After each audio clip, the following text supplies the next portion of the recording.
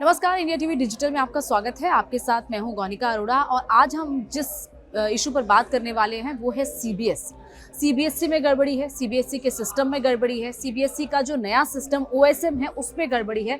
आखिर ये पूरा मामला क्या है, पूरे मामले के पर आज बात करेंगे। कि सबसे पहले एक अपडेट आपको दे दें कि सीबीएसई के जो अध्यक्ष हैं और सचिव, इनको हटा दिया गया है। राहुल सिंह अध्यक्ष हैं और हिमांशु गुप्ता ये सेक्रेटरी हैं जिन्हें हटा दिया गया है। और ये सारा मामला, ये सारे सस्पेंशन जो है वो प्रधानमंत्री नरेंद्र मोदी के हस्तक्षेप के बाद हुए हैं। अब हम बात करते हैं कि दरअसल पूरा मामला क्या है। दरअसल सीबीएसई का रिजल्ट 13 मई को 12th का अनाउंस हुआ था। उसके बाद कुछ दिन बाद ये अनाउंस हुआ कि जो स्टूडेंट्स हैं वो अपनी आंसर शीट्स को वेरीफाई कर सकते हैं। अपनी आंसर शीट्स को वेरीफाई करने के लिए एक बाकायदा ऑनलाइन पोर्टल पर फैसिलिटी दी गई थी। सीबीएसई की वेबसाइट पर वो फैसिलिटी थी और उसमें ये कहा गया था कि आप इसके जरिए अपनी वेबसाइट्स को चेक कर सकते हैं। लेकिन तब उनका जो वेबसाइट थी सीबीएसई की वो क्रैश हो गई और उसके बाद उस वेबसाइट को ठीक करने में काफ़ी दिन लग गए। जिसके बाद जब स्टूडेंट्स को अपनी वेबसाइट पर आंसर शीट्स मिली तो एक स्टूडेंट वेदांत श्रीवास्तव, जिसने ये मुद्दा उठाया कि ये पूरे मामले में जो उसकी आंसर शीट फिजिक्स की है वो दरअसल उसकी आंसर शीट है ही नहीं, वो किसी और के आंसर शीट है।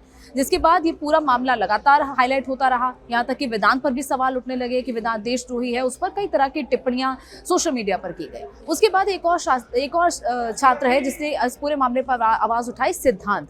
उसने ये आवाज उठाई कि इस पूरे मामले में जिस कंपनी को ये पूरा ओएसएम का ठेका दिया गया था उस कंपनी में दरअसल कुछ गड़बड़ियां हैं। ये पूरा जो ऑनलाइन सिस्टम मार्किंग का है वो पूरी तरह गड़बड़ है। अब ओएसएम यानी कि ऑनलाइन सिस्टम मार्किंग होती क्या है, ऑन स्क्रीन सिस्टम मार्किंग क्या होती है। दरअसल इस पूरे मामले में जब इस पूरे मामले पर जब ओएसएम को लेकर सवाल उठे तो ओएसएम के बारे में हम आपको बताते हैं कि ओएसएम आखिर होता क्या है। ओएसएम के जरिए आपकी आंसर शीट्स को पहले स्कैन किया जाता है, यानी कि जब भी आप एग्जाम देकर आते हैं 12th का या 10th का, तो आप अपनी आंसर शीट्स जब वहाँ पर एग्जामिनर हॉल में एग्जामिनर को देते हैं, उसके बाद आपकी आंसर शीट्स की जो कॉपी है उसको बाकायदा वेबसाइट पर स्कैन करके डाला जाता है। उसके बाद उस ओएसएम सिस्टम पर स्कैन करने के बाद आपकी कॉपी पूरे एक सिक्योर सर्वर पर अपलोड होती है। उसके बाद एग्जामिनर उस कॉपी को ऑनलाइन चेक करता है और बाकायदा उसकी जो मार्किंग होती है वो ऑनलाइन ही होती है। अभी तक जो आपने ये सिस्टम देखा था कि बाकायदा फिजिकली चेकिंग होती है कॉपीज की, फिजिकली आपको पेन से नंबर दिए जाते हैं। अगर आपका कोई क्वेश्चन गलत है तो उसकी उस पर 0 मार्क दिया जाता है और अगर आपका कोई आंसर सही है तो उस पर बाकायदा आपको सही मार्किंग दी जाती है। और उसके बाद आपका सिस्टम के पूरे नंबर को जोड़ दिया जाता है और फिर ये पूरी ओएसएम जो है ये काम करती थी। लेकिन अब इस बार क्या हुआ है कि इस ओएसएम के बाद को लेकर कई सवाल उठे हैं। जिस कंपनी को ये ठेका दिया गया वो कोएम्प्ट नाम से एक कंपनी है, उस पर पहले ही एलिगेशन लगे हैं कि वो कंपनी जब तेलंगाना में भी काम करती थी तब भी वहां पर कई एग्जाम्स में इस तरीके की गड़बड़ी हुई है और उसके काम करने के तरीके में कई तरह की लापरवाहियां पाई गई हैं, जिसको लेकर अब इस कंपनी पर सवाल उठने लगे। अब हम आपको सीबीएसई की वेबसाइट भी दिखाएंगे कि आखिर सीबीएसई की वेबसाइट पर क्या क्या पूरे अपडेट स्टूडेंट्स के लिए बाकायदा बताए जा रहे हैं कि क्या क्या आपको करना है। क्योंकि सीबीएसई लगातार सवालों के घेरे में है। मामला हाई कोर्ट पे पहुंच गया, मामला सुप्रीम कोर्ट में पहुंच गया है। बाकायदा सुप्रीम कोर्ट से इंटरवेंशन की मांग की जा रही है कि सुप्रीम कोर्ट इस पूरे मामले में इंटरवीन करे। लेकिन इस पूरे मामले में स्टूडेंट्स इस वक्त इस असमंजस में है कि आखिर वो करे तो करे क्या। क्योंकि जब तक वो अपने मार्क्स को वेरीफाई नहीं कर पाएंगे, जब तक उनके मार्क्स सही तरीके से जुड़कर नहीं आ पाएंगे, तब तक वो आगे एडमिशन्स के प्रोसेस के लिए कैसे प्रोसीड कर पाएंगे। किसी को कॉलेज में एडमिशन लेना है, किसी को किसी यूनिवर्सिटी में एडमिशन लेना है, तो आखिर वो कैसे अपने एडमिशन्स के लिए अपने मार्क्स को बाकायदा उन कॉलेज और यूनिवर्सिटीज़ के सामने रख पाएंगे। क्योंकि ये पूरा मामला 19 मई से चल रहा था। दरअसल ये सीबीएसई की वेबसाइट है जिसको ये कहा जा रहा है कि आज जब कल 1 जून से ये वेबसाइट पर जो पूरा आपका रिवैल्यूएशन का सिस्टम वो पूरी तरह चलना था वो नहीं चल पाया। वेबसाइट क्रैश हो गई, वेबसाइट ही काम नहीं कर पाई, जिसके चलते स्टूडेंट्स अपनी कॉपीज को वेरीफाई नहीं कर पाए। उसके बाद बार बार इस तरीके से जो एक अगर हम कहें नोटिफिकेशन जो है वो सीबीएसई की तरफ से जारी किए गए थे। पहले 19 मई को किया गया, फिर 20 मई को किया गया, फिर 22 मई को किया गया, 24 मई को, और आखिरकार जब स्टूडेंट्स को अपनी आंसर शीट्स नहीं मिली, अपनी रिवैल्यूएशन के लिए कॉपीज नहीं मिले, उसके बाद 1 जून को फिर से इस पूरे पोर्टल को ओपन किया गया। अब ये जो पूरा पोर्टल ओपन हुआ तब भी ये काम नहीं किया। उसके बाद अब 2 जून यानी कि आज से आपको अपनी कॉपीज मिलेंगी और इसके लिए बाकायदा ये पूरा प्रेस रिलीज जारी किया गया है, जिसमें ये कहा गया है कि आप अपनी जो आंसर शीट्स हैं उसको आप इस वेबसाइट पर, ये जो पूरा एड्रेस दिया गया है इस पर ले सकते हैं। आप अपना पूरा प्रोसेस जो रिवैल्यूएशन का उसको इस तरीके से फॉलो कीजिए। 2 तारीख से यानी कि आज से 2 जून से 6 जून की मिडनाइट तक आपको अपनी आंसर शीट्स रिवैल्यूएशन के लिए अवेलेबल रहेंगे। ये पूरा फीस स्ट्रक्चर है। अगर आपको आंसर बुक आपको पूरी वेरीफाई करनी है तो 100 रुपये आपको देना होगा, 25 रुपये आपको पर क्वेश्चन देना होगा रिवैल्यूएशन के लिए, और पूरी ऑनलाइन पेमेंट इसके लिए होगी। और बाकायदा ये पूरी जो जानकारी है वो इस नोटिफिकेशन में जारी की गई है। किस तरीके का पूरा विजुअल गाइड है, क्या क्या आपको करना है, ये सारा आपको इसमें प्रोसेस में बताया गया है। लेकिन प्रॉब्लम ये हो रही है कि जब भी आज यानी कि 2 जून को जब ये फिर से पोर्टल खोला रिवैल्यूएशन का, तब भी ये प्रॉब्लम आई कि वेबसाइट काम नहीं की। तब भी वेबसाइट क्रैश होने लगी, वेबसाइट काम नहीं की। और इसके साथ साथ ये भी सीबीएसई का कहना है कि वेबसाइट पर साइबर अटैक करने की कोशिश की गई। 1 लाख बार अनऑथराइज्ड एक्सेस की कोशिश की गई, 15 लाख बार उस वेबसाइट को स्ट्राइक करने की कोशिश की गई।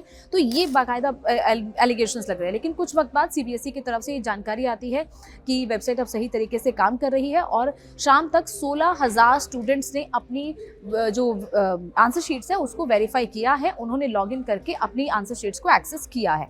लेकिन सवाल यही उठ रहा है कि आखिर इतनी गड़बड़ियां क्यों हो रही हैं।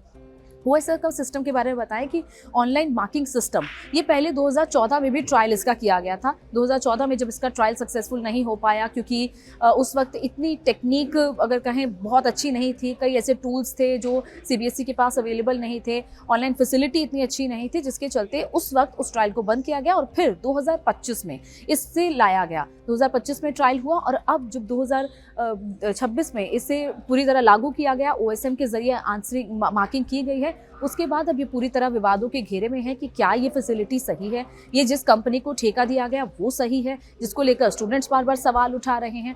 और इसके साथ साथ अब जिस तरीके से हस्तक्षेप प्रधानमंत्री कार्यालय का हो रहा है, तो ये मामला और ज्यादा गंभीर होता जा रहा है। सीबीएसई पर सवाल उठते जा रहे हैं। यहाँ तक ये मामला संसद तक पहुंच गया है। संसद में भी संसदीय कमेटी के सामने बाकायदा स्टूडेंट्स पेश हुए हैं। उन्होंने ये तक जानकारी दी है कि क्या क्या उन्हें मुश्किलें झेलनी पड़ी हैं अपनी जो आंसर शीट है उसकी रिवैल्यूएशन के लिए। इसके साथ साथ एक स्टूडेंट जो सिद्धार्थ, जिसकी बात हमने की, वो स्टूडेंट्स ने बाकायदा ये तक कहा सिद्धांत ने कि पूरा जो ये स्ट्रक्चर बनाया गया ओएसएम का, यही ठीक नहीं है और इसको ठेका देने में, इसका जो कॉन्ट्रैक्ट दिया गया है वो सही कंपनी को नहीं दिया गया है। तो बार बार ये सारी चीज़ें जब सवाल उठते रहे, जिसके चलते अब ये पूरा मामला हाई कोर्ट पहुंच गया, सुप्रीम कोर्ट पहुंच गया। इसके साथ साथ जो अध्यक्ष हैं और सचिव हैं, इनको भी हटा दिया गया है और अब पूरी ये जो ओएसएम की प्रक्रिया है इसको लेकर भी एक कमेटी गठित की गई है। वो कमेटी बाकायदा ये जांच करेगी कि आखिर इस पूरे मामले में ओएसएम सही तरीके से किया गया है या नहीं किया गया है। आपको बता दें कि इससे पहले जब आपको अपनी आंसर शीट्स को रिवैल्यूएट करना होता था, अगर आप जब भी आपने 12वीं पास की होगी सीबीएसई से, अगर आप पास आउट हैं, तो आपको हमेशा अपने स्कूल के जरिए एक ईमेल भेजना होता था, बाकायदा आपको एक डिमांड ड्राफ्ट भेजना होता था, या फिर आपको फिजिकली एक फॉर्म भर के आपको सीबीएसई के हेड ऑफिस तक भेजना होता था और उसके बाद आपको उसका जवाब आता था कुछ दिन बाद, जिसमें बहुत टाइम लगता था। जिसके चलते अब ये नई प्रक्रिया अपनाई गई। लेकिन ये ऑनलाइन प्रक्रिया पर ही सवाल उठ रहे हैं, जिसमें स्टूडेंट्स जल्दी से जल्दी अपनी आंसर शीट्स को वेरीफाई तो कर सकते हैं, लेकिन कई स्टूडेंट्स हैं जिनकी कंप्लेंट आई कि उनको अपनी आंसर शीट सही नहीं मिली, किसी को गलत मिली, किसी की आंसर शीट धुंधली मिली, पूरी आंसर शीट्स नहीं है। तो ये सारे सवाल बार बार उठ रहे हैं। लेकिन सीबीएसई का कहना है कि अब उन्होंने इससे सारी चीज़ों को ठीक कर दिया है, लेकिन देर बहुत हो गई है क्योंकि विवाद बहुत ज़्यादा गहराता जा रहा है और अध्यक्ष और सचिव को हटाना बहुत बड़ी इस पूरे मामले में कार्रवाई हुई है। एक बाकायदा एक कमेटी बनाई गई है, वो कमेटी ओएसएम की जांच करेगी और उसके बाद पूरी रिपोर्ट सौंपी जाएगी। तब इस पूरे मामले में पता चलेगा कि आखिर गड़बड़ी कहाँ हुई है। क्या कंपनी के एंड पे गड़बड़ी हुई है, जिसको कंपनी को ठेका दिया गया, क्या उसे गलत तरीके से ठेका दिया गया, या फिर सीबीएसई के एंड पे किस तरीके की गड़बड़ी हुई है, ये जब कमेटी अपनी रिपोर्ट सौंपेगी उसके बाद ही पता चलेगा। लेकिन फिलहाल स्टूडेंट्स के लिए राहत की खबर है कि 2 जून से यानी कि आज से और 6 जून तक वो अपनी आंसर शीट्स को वेरीफाई कर सकते हैं, ताकि अगर उन्हें किसी भी तरीके की गड़बड़ी लगती है तो वो उसे हाईलाइट कर सकते हैं। और इसके साथ साथ अगर किसी भी तरीके का क्वेश्चन उन्हें है सीबीएसई से कि उनका आंसर शीट सही नहीं है और कोई आंसर की मार्किंग गलत की गई है, तो उसका भी सवाल सीबीएसई के सामने रख सकते हैं और अपने जो इश्यूज़ हैं उसको रेज कर सकते हैं।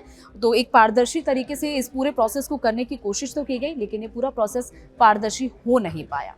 और बहुत शुक्रिया आपका हमारे साथ जुड़ने के लिए। किसी और नए मुद्दे के साथ इंडिया टीवी डिजिटल पर आपके साथ लाइव होंगे। फिलहाल के लिए शुक्रिया।